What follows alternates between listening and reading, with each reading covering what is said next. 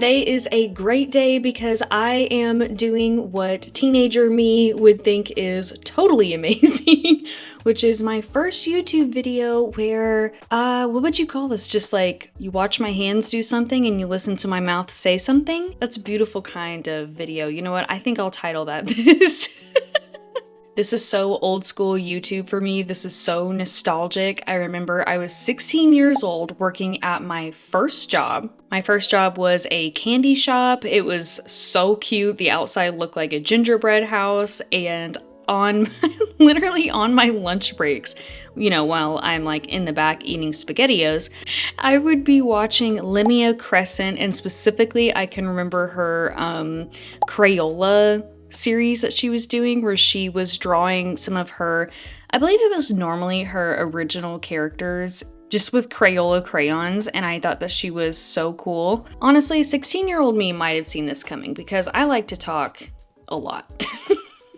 Wow, this is like actually kind of hard to talk. So basically what I'm doing, right, is I have a microphone in front of my face and I am watching my YouTube video play and I'm trying to talk at the same time, and I'm trying not to stop talking at any point, but it's really hard because I'm trying to think of something I want to tell you, and then I am seeing on the screen I am doing something different, and then I think, oh, but I should say something about that, and now I'm getting like kind of overwhelmed. I'm not gonna lie. You know, I'm gonna be real. The people that do this so effortlessly and make this seem like they just the words just roll off their tongue and they chime in with what they're doing on the video and they also tell a story at the same time, they're really good at this. Like I am now impressed. There is nothing like getting impressed by something when you try to do it and you're not very good at it, okay? Basically, what you see me doing here is I have started a new sketchbook. I got this lavender sketchbook. I saw Gel Arts use one, and the color just completely reminded me of my Dreamy Artist sticker sheet where it has little lavender sketchbooks on it and little lavender art supplies, and I thought that is the perfect color. That is so much fun. I normally don't put stickers on a sketchbook, and I'm not gonna lie, I kind of regret doing it to this one. I like the idea of the sketchbook just being completely blank because I feel like whatever you put on the outside of a sketchbook can sometimes influence what goes on the inside of a sketchbook, but I don't know, is that like a superstition? I feel like if it's a blank slate, every time you open the sketchbook, it's like a new possibility, if that makes sense. But I also think that just a plain sketchbook might be kind of boring for you guys. Plus, apparently a lot of my stickers have this lavender color. I think would you call this lavender or like lilac?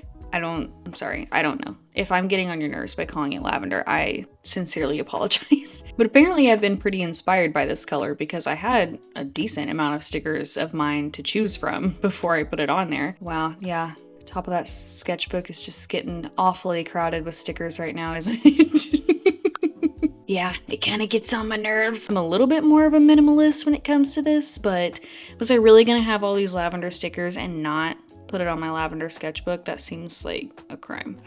Probably just would have looked better if I just had that one I'm a sensitive creature sticker on there and just gone on about my business. I mean, I am just not used to this. Actually, I am not used to traditional artwork at all, which is why I am starting this sketchbook. According to the reviews online and according to the little sleeve that came with it, this is good for dry and wet media like watercolor. And specifically, when I was doing digital illustration, my favorite look was to use watercolor brushes and then colored pencil brushes on top of that. I thought it looked so good. So I am going to be experimenting a lot with that in this sketchbook. Right now, though, what you see me doing is I got these acrylic markers that I found inside of, I don't know, a craft store. And I thought they looked really cute and I really liked the brush nib on them. And so I'm swatching them here because as you can see, these pages in this sketchbook are really yellow, which I did see on the reviews that people were like, this paper is a lot more yellow than I was imagining it would be. But I didn't really care because my background is normally white. And so I thought the yellow page would, maybe I was overthinking it, but I thought the yellowy page would help you see where the paper was easier. And now that I'm saying that, I definitely overthought that. Okay, and what I've come to realize is that apparently I cannot tell the difference between royal blue and royal purple. And I have thought that since high school. I used to have this dress that I still don't know what color it was. I don't know if it was royal blue or royal purple. I would say the purple dress and everyone else would be like, do you mean the blue dress? Is anyone else like that? Do you have a problem with those two colors? Because I would say that I'm pretty sensitive to the difference in colors. And when I was trying to swatch the markers, they don't have names on them. So I was trying to follow what the back of the package swatch order was in, and I couldn't figure out which marker was which when it came to the blue and purples. I think that is that a color blindness or I don't know. I've never heard anyone else say that they can't tell the difference between those two colors. And it's not like I sometimes get it mixed up. It's like even watching it back in the video, I can't tell the difference between the two colors. It's like in the blues, I see a lot of purple, and in the purples, I see a lot of blue, and I just get completely confused. So I would be really interested to see if any of you have that same problem, because what is that? Does it have a name? Is it a common problem? Is it just a me problem? I don't know. So when I was experimenting with these markers, they're kind of opaque, kind of transparent. It really just kind of depends. I do really like them though. I expected them to be able to cover up the pencil sketch, and they couldn't do that. But if you layered them on top of each other, they could cover each other pretty well. I don't know the science behind that. So I'm still experimenting with these, but I really like how they so easily can create such a bold color in your sketchbook, which is really fun and can really draw your attention straight to them. The white also I thought did pretty well. I think like most white markers and pens and things, I would go over it again, but that's fine with me. I don't really care. I felt like it did pretty good, especially I think it does the best when it's drawing over the other markers. Now I'm not totally sure what I'm gonna do, but I think that I'll probably just link all of the products that I use in the description, because while I'm trying to talk right now, I'm getting like very distracted and there's no way I'm gonna be able to tell you every single supply I'm using. So I think that I'll link everything below. I am part of the Amazon affiliates program. I think I've made $3.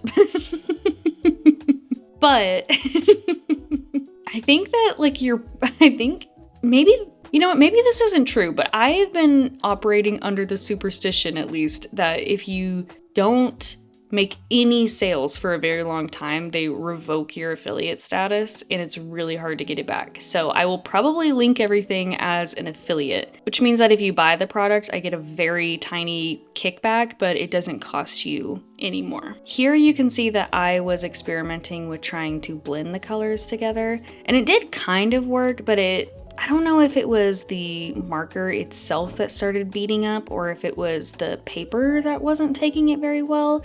After experimenting some more in the sketchbook, I think the marker was kind of reacting weird when I was doing that. The actual ink or paint, I guess, was reacting weird. And it's very likely during all of my voiceovers, there is going to be a lot of background noise. For example, right now, it's raining outside, which is very lovely atmosphere, don't get me wrong, but you might hear it.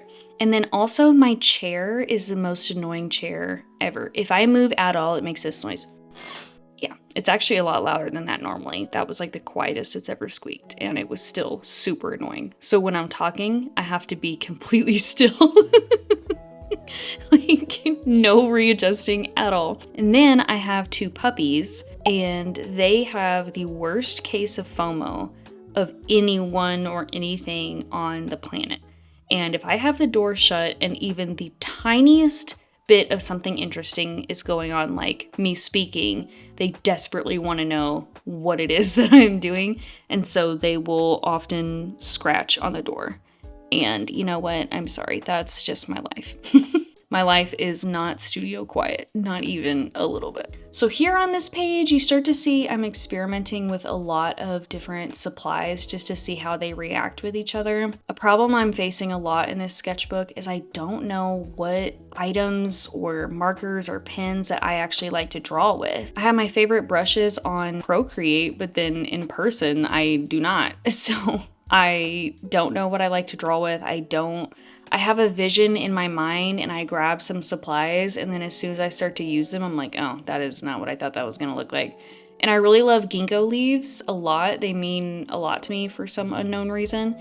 And they have like this like symbolic nature to me where they like are very comforting. And I think it's because in college I was having an extremely bad day, okay? And I don't know why I'm telling this story, but you're gonna hear it. In college, I was having a terrible day. I did not want to go to class. I was, I had some undiagnosed energy problems back then. And I walked under this tree that was that bright yellow and had all of those leaves. And immediately when I got under the tree, all of those leaves just fell down and just scattered the ground. And everyone like turned around and looked over, and it was so magical. Everyone was like, wow. And I was like, that was like the most magical thing that's ever happened to me.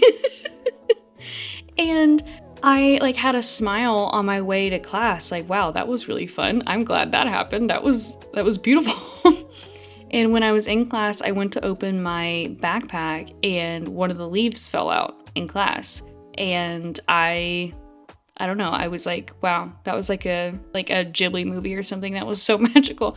And ever since then, I have associated that leaf with comfort for some reason. And I draw them a lot. I actually made a sticker sheet with them. Well, no, I actually made a couple sticker sheets with them on there, I think.